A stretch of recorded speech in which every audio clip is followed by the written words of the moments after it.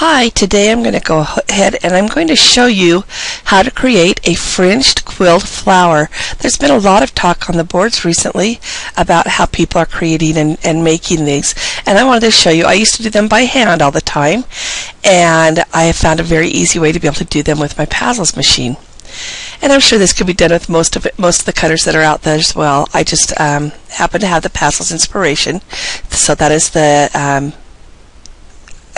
software that I'm using. First thing I'm going to do is create a rectangle. So I'm going to go ahead and click on rectangle.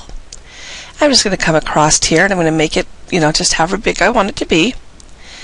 When I do this, I want to make sure that my height is no more than about 1/2 inch. The reason is I don't like to have it be too large because I think it looks better if you have smaller flowers. You can experiment with this and find the way that you like to. That's the beauty of it. It's not just one way. You can do it any way you want to. So I'm going to go ahead and I'm going to get that piece put in here. The next thing that I need to do is I need to create all my little hash lines. So what I'm going to do is I'm going to click on my draw a straight line segment from path, and I'm going to come over here and I'm going to start just slightly above that regular line there, and I'm going to come down here using my shift key and I'm going to make myself a line. Now notice how I'm not quite going to the end here, and that is because I want to make sure those pieces are not going to be completely cut away. After I get that piece done, what I want to do is I want to delete this top line. So I'm going to just use my eraser, click on it, and delete the top line. I will explain more about the reason that I get rid of that line a little bit later. The next thing I need to do is I want to make sure that this line is a different line color. So I'm going to come over to my color panel, decide whichever line color I want to use, and I'm going to right mouse click on it to create a black line. The next thing that I want to do is I want to right mouse click on my line, come down to multiply, and what I'm going to do is put spacing of 0.05. I found that to be the spacing that I prefer. Again, you can experiment with this however you want to. I'm not sure exactly how many copies it will take to get across this whole piece, so I'm going to go ahead and put in 250. I can always remove ones that I don't need. So I'm going to click and tell it to go across the page and click OK. Well, you can see it's well outside that line, so I'm just going to go ahead and select these pieces that I don't need, click delete on my keyboard, and now you can see I've got pieces that are inside of here. Now before I do anything else, I want to select just my black lines, and I want to group them together as one piece so that I can do some centering. So I'm going to go to shape and click on group, or I can do Control G as a hotkey to be able to do the same thing. Now I want to go ahead and select everything that I have, go to my justification toolbar, and on my justification toolbar, just go ahead and center them. That makes it so it's perfectly centered. Now I'm ready to cut. All I need to do is load my paper in, click on Cut Project, and because I want to make sure that my black line cuts first, I'm going to go ahead and click on that, and while holding my shift key down, I'm going to go ahead and select red as my other choice. Because I checked the black one first and then the red one, that means it's going to cut my black line first and then my red line. The reason I do that is so that I don't have to worry about any shifting if my mat is not real sticky or I don't put my paper down good for some reason. And then we'll go ahead and cut the project, and I'll show you the next step from there.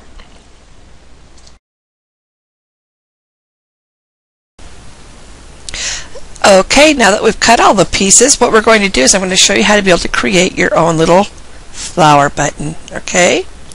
These are really cute and fun to put on cards and create all kinds of things with.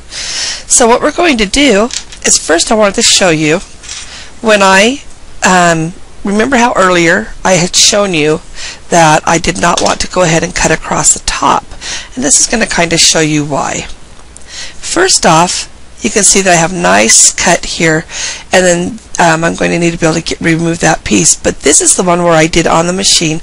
It cut across there, and it did good in some places, and other places it grabbed it. And the reason that it does that is because there's such a small amount of space between them. It's kind of how it has a hard time holding on to. This is one where I tried to do the outside first, and you can see as it started to do this part, it started just pulling everything up. If you had a very sticky mat, that would probably work fine. But again, I like this particular system the best. So what I'm going to do is I'm going to go ahead and take my metal ruler, and you can use a pair of scissors if you'd like to instead, but I'm going to take my metal ruler, and I'm actually going to go ahead and put it down like this. And I'm just going to take my X-Acto knife and just go and cut the very tops of those off. Now I'm going to go ahead and go over it 2 times because I want to have a nice clean cut. Oops.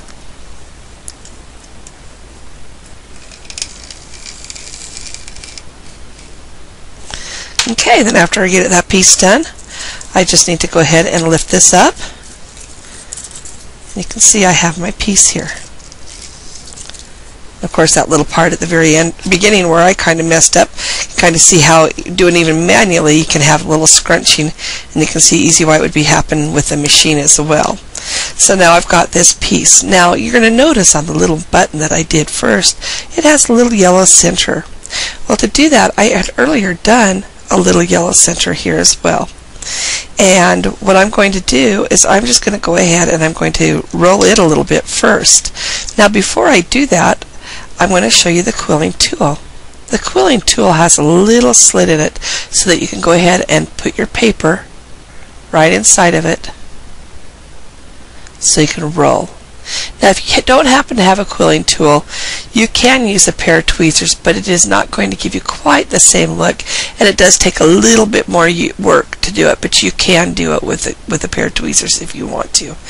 If you want to try it right now and you don't have a quilling tool. These quilling tools can be picked up at craft stores, and they're really fun to have. This is a really old one. They actually have really nice looking ones now.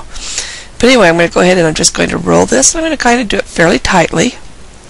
And I don't want to get too much yellow because that's just going to be for the inside. So as soon as I get to where I like it, and I think, okay, you know what, that's enough, I'm just going to go ahead and take my scissors, snip off the piece that I don't want, and take my liquid glue. Now when I'm doing quilling, I really do like to use liquid glue because it really has a tendency to hold a little bit better. So I'm going to go ahead and take that piece, and I need to hold it for just a second to give it a chance to adhere. Okay, so I've got my first little part here.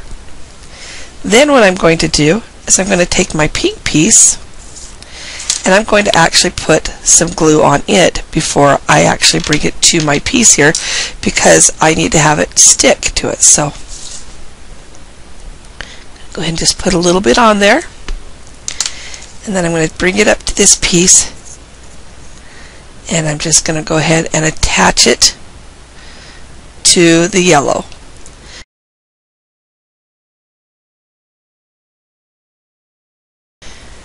And I'm going to hold it. While I'm holding it, I'm going to go ahead and slide it off, but what I'm going to do is make sure I put my fingers here so I don't bring it out and make it so it's not working, so it doesn't work. I'm going to go ahead and hold all my pieces together and let them the glue hold out. I'm going to have just a little piece that looks like this. Then I'm just going to just start pulling these little pieces out like this. I'm going to go ahead and do it all the way around a couple of times until I get all the way into the center. And then that's when I will come and I'll have this little piece here. You can just keep on going out. Now this is a little bit taller than I usually like because I like the little really frilly ones, but you can see that this is how you do that. So that's how you make a fringed flower using your Pazzles Inspiration. I can hardly wait to see some of the projects that everybody does, and make sure you share them with us.